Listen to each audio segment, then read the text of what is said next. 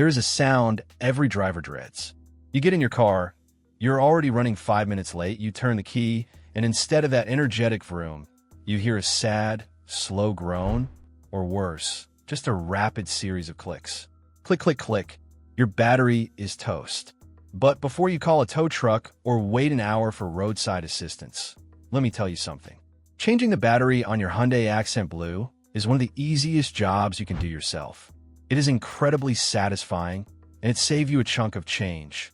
So pop that hood, and let's get your hands dirty. First things first, safety. We are dealing with electricity here.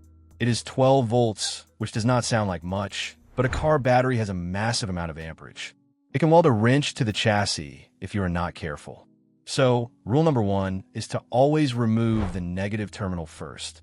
That is the black one with a minus sign. Why? Because if your wrench slips while you're loosening the negative clamp and hits the metal body of the car, nothing happens.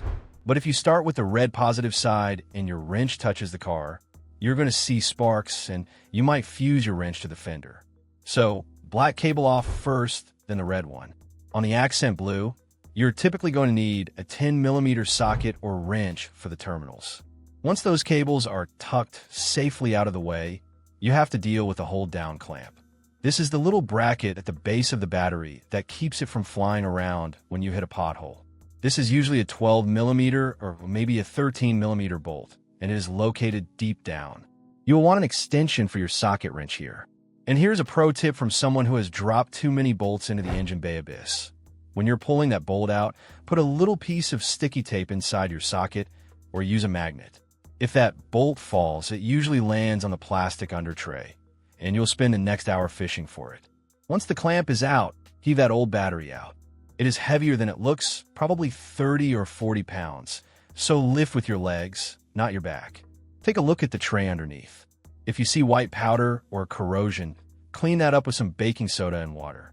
It neutralizes the acid. Now, drop the new battery in. Make sure the positive and negative posts are on the correct sides. If you put it in backward, the cables won't reach. Tighten down the base clamp first so the battery is solid. Then, reverse the connection order. Red positive cable goes on first. Tighten it down. Black negative cable goes on last. You might see a tiny spark when you touch the black cable to the post. That is normal, do not panic. Wiggle the terminals to make sure they do not move by hand. You are done. You might need to reset your clock and your radio stations, but that is a small price to pay for the satisfaction of hearing that engine fire up strong. You just saved the day, and you did it yourself.